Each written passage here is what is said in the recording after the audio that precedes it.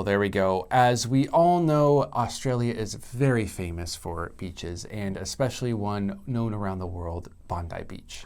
I've heard you've been there as well. I have. Yes. Yeah. It's worth the hype. It is worth the hype.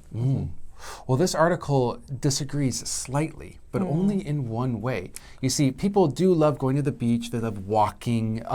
Maybe Australians love sunbathing too much because they do have to get some sort of malignant growths removed every High rates once of in a while. skin cancer. Yeah. So skincare. What's it called? Sunscreen.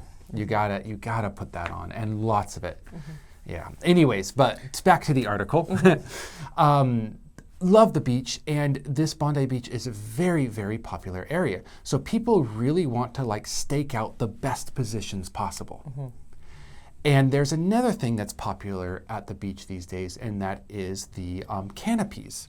They're kind of bigger. They can comfortably fit 4 or 5 people underneath, and it's great because it blocks the sun.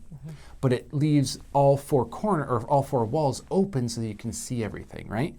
So it is beautiful, but at the same time, it helps with the whole malignant growth problem, the skin cancer. Yeah. So people love this, but now they're using it in a way that maybe not so good for the others. They go out in the morning with their canopies, and they take their spot, go back home. And now that spot is saved when they're coming back out later in the evening or in the afternoon.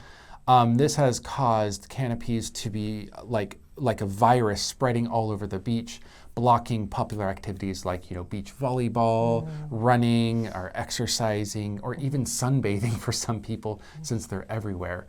And it's gotten to be kind of a bit of a problem. So even the president, Anthony Albanese, you thought I didn't know that. What a name. Yeah, he has weighed in and said it's not cool, bro. Not his words, mine.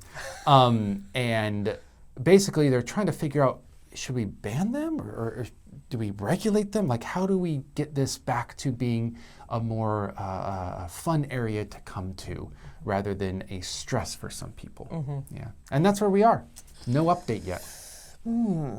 Interesting problem. Yes. Yeah. Beach is a beach, but I do know that having that many people there, I would not want to go. I can't do that. When I went, there wasn't a canopies problem because I went there 10 years ago. No, 20 years ago, 2005. Yeah. So we weren't quite as aware of the whole skin cancer problem back then. So it was not a problem. But how do you share the real estate? Eat fairly between people. Yeah. The obvious answer is people should be good to each other, respect each other, but that's obviously not going to work. Humans are not great at that. No. But positive. How would you describe your perfect vacation?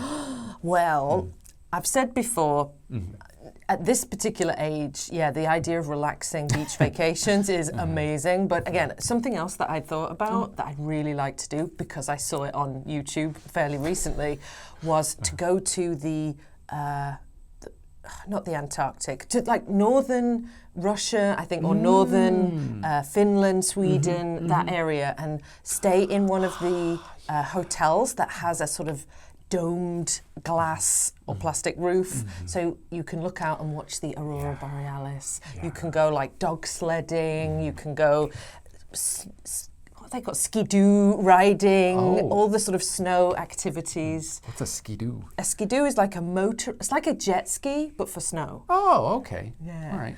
Because I don't think I've tried skiing, but it's a bit too much like hard work, I think, the skiing. But the other things, sledging, I could do. Yeah, I think I'd really enjoy that. Ooh, yeah. And then at night you can just see the stars. Yeah, the stars and they've got an alarm in the pod, so when the aurora does come, if you're asleep, they will wake you up if you want. Oh, okay. I see. Have a look. Obviously, who would deny that? No, I don't need to see the aurora. I'm too tired. Oh gosh, yeah. Now, in England, maybe there's not the best beaches in the world there, but what do people usually bring to the beach there? Well, I'm glad you asked me about England because it's slightly more interesting. We've got a lot of pebble beaches. We've got a lot of mud-based beaches. We've got a lot of cold, windy beaches where the sea is so cold you would never go in it. So you probably need a windbreak.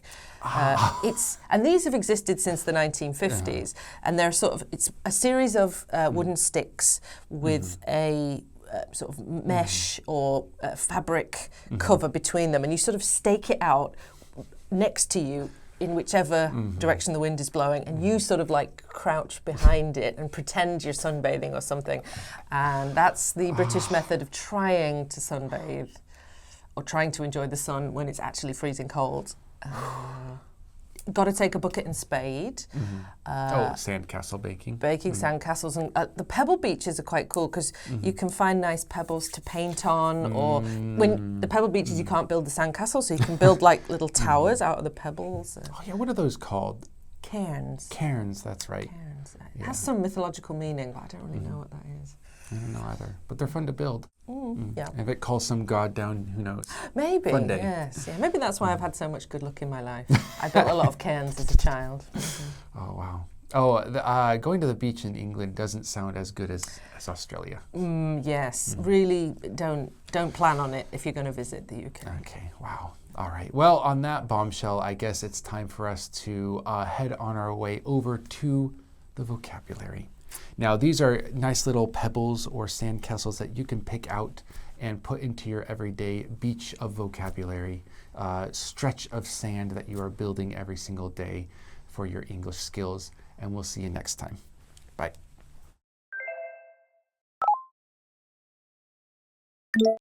Stake out. Stake out. Constitute. Constitute. Malignant. Malignant. Antisocial. Antisocial. Consensus. Consensus.